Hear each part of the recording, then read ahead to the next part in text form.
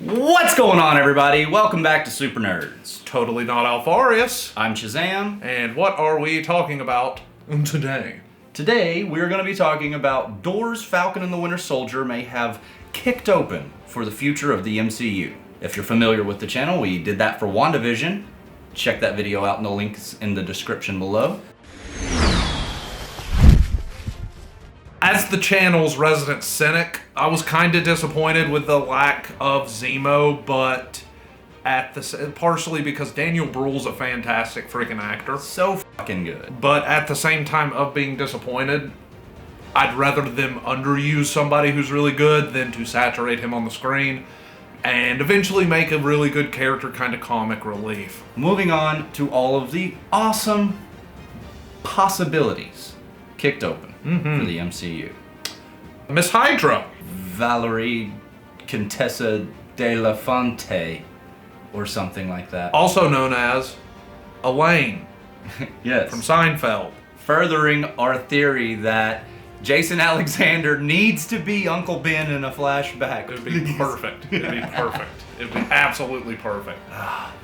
Julia Louis-Dreyfus is amazing. So good. She's freaking fantastic, and it's always great when like a comedic actor or actress that you've only seen in that one type of role kind of breaks out and does something different, and it's always a really nice surprise. I mean, she literally walks up in that first scene, and I'm just like, oh, hipster Elaine, so cool.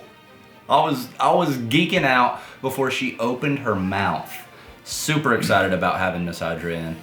Really good cast. Good cast. Add this to the list of characters we never thought we'd see on a screen. Never thought I'd see her on a screen. Super excited to have her because the door she opened is probably the Thunderbolts. Marvel's kinda sorta Suicide Squad in a way. Too many former reformed villains to list, really, so check out the Wikipedia on that. It's literally its own page. Yeah, there's a lot of them over the years. A lot of different iterations of Thunderbolts. Oh yeah. Thunderbolts have been led by a lot of people. I think Zemo led them at one point. Zemo's led them. Thunderbolt Ross has led them. U.S. Agent. Yeah. Like I said, there's a lot. There's a lot of people on the freaking list. Yeah. Marvel's got so many villains that they used once and then didn't kill, but have never gone back to. I would love to see the Thunderbolts adapted into some kind of either short series like this, or even give them their own movie like Suicide Squad in the DCEU. Miss Hydra would play the Amanda Waller role without the bomb in your neck, blow your head off thing. One thing I did notice when I watched this, and we can move on. U.S. Agent, whose name I'm forgetting at the moment. John Walker. John Walker refers to himself as Captain America. Yeah, too many times. Too many times. Except for one time, humorously, and in Captain America: First Avenger, when he is saving Bucky from the prison camp, Steve Rogers never refers to himself as that. He always refers to himself as, I'm Steve Rogers. Yeah. Speaking of Steve Rogers, is he really on the moon? Yes. I mean, there's so many possibilities here. Nobody ever saw Cap die. And then you have the entire museum dedicated to the history of Captain America. It never mentions a funeral or death. Bucky doesn't say he's dead, although he does say, like a lot of times in passing, that SHIELD's the only family I have left, or, similar things. So maybe Bucky knows something we don't, but a lot of high-up government officials think Steve Rogers is on the moon. So are we getting Chris Evans back? I will say something kind of controversial here. Okay. I hope not. He had his arc. He did his thing. He's one of the only characters that gets a great close to his arc. Yeah, and unless it's something like, Fury wanted me to do this, I couldn't say no to him, and then say he dies heroically as an old man. Yeah. Preferably right before he dies if he does the I can do this all day thing, and then I don't want him back as Captain America. I would like to see old Steve beat the shit out of somebody. That would be cool. And then just get the that's America's ass line. That's America's sagging balls. Yeah. But I think it is maybe a door that Falcon and the Winter Soldier nudged open a teensy tad, because they mentioned it twice You don't mention something twice unless you're trying to pull a huge red herring fast one on us, or try to tease that a little bit, get us hooked, get us wanting Cap again. Yeah. At the very least, it would be nice for him to be back in the movies. I don't want him as Captain America, though. Right. Just to clarify my point, I love Chris Evans. Another door that Falcon and the Winter Soldier might have, I'd say, squeaked open. Yeah, this isn't like blown open, but Latveria, come on. You can't tell me that's not going to be built out of the ruins of Sokovia. Mm-hmm. I mean, Eastern Europe is in shambles. They had that deleted whole biological weapon or pandemic arc from Falcon and the Winter Soldier. Sokovia's gone, basically. Gone. The Flag Smashers. Mm-hmm. The GRC. Chaos. The Snap. Yeah, total freaking chaos. Who better to step into that vacuum and bring order, peace, prosperity than Doom? Come on. You guys knew it was coming. Anti-Reed Richards Pro Doom YouTube channel right here. You had to know we were going to have a Doom theory on this. It's all there, man. It's all there. I would like to shout out a friend I met on Reddit who had a phenomenal theory for how Doom could be building Latveria. I will put his name here. Pardon me for not knowing how to say it. Adisline? Adisile? We're saying Adisline. Adisile had this amazing Reddit theory where he said that maybe Doom's been around since Civil War, possibly before, and then you had the destruction of Sokovia and all the things we just mentioned, plus maybe possibly the deleted pandemic arc from Falcon and the Winter Soldier, where Doom's just doing his thing, becoming a politician, building his connections, finding technology left behind by the Avengers and Ultron in Sokovia, possibly leading to Latveria very soon in the MCU.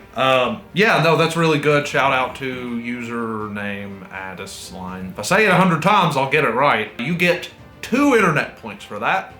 You can trade them in at your local DMV. Also, just a side note to really bring home this whole Latveria could be coming to us very soon. The whole GRC global repopulation thing. Just like any other benevolent dictator, you would latch on to something that your population doesn't want, and you would be able to rise to power through it. Mm-hmm. That would be a great origin story for one Victor Von Doom. Yeah, again, he's great. And since we already did our Fantastic Four fan casting, we'll reference that video again. But I'm going to recast him. Oh, recast. Recasting him. Breaking news. I do not have the author's name on the hand because I'm not going to pull out my phone and look at it. But the guy who played Obergruppenführer Smith on Man in the High Castle. He was also Count Adhemar in A Knight's Tale. Yes, he would be Rufus Sewell. That's it, Rufus Sewell. Rufus Sewell. Yes, that is Dr. Doom right there. And the biggest door. Falcon and the Winter Soldier just blew off its fucking hinges, in my opinion. Just blew this door off the hinges. Sharon Carter's phone call. We gotta know who she's with. We found out she was the power broker. She's got ties to criminal agencies. She called somebody, whether that's Norman Osborn or Victor Von Doom or a Skrull, because TNA definitely believes Sharon Carter is a Skrull. Of the options you just listed, I think I'm gonna go Norman Osborn. I think is the most likely. I agree with that. But I will hinge that by saying he's also who I want it to be the most. I will say I have rewound and paused that scene dozens of times. He saw me do it.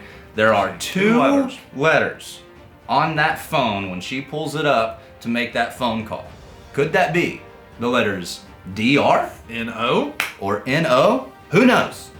Who freaking knows? But there's 2 blurry letters.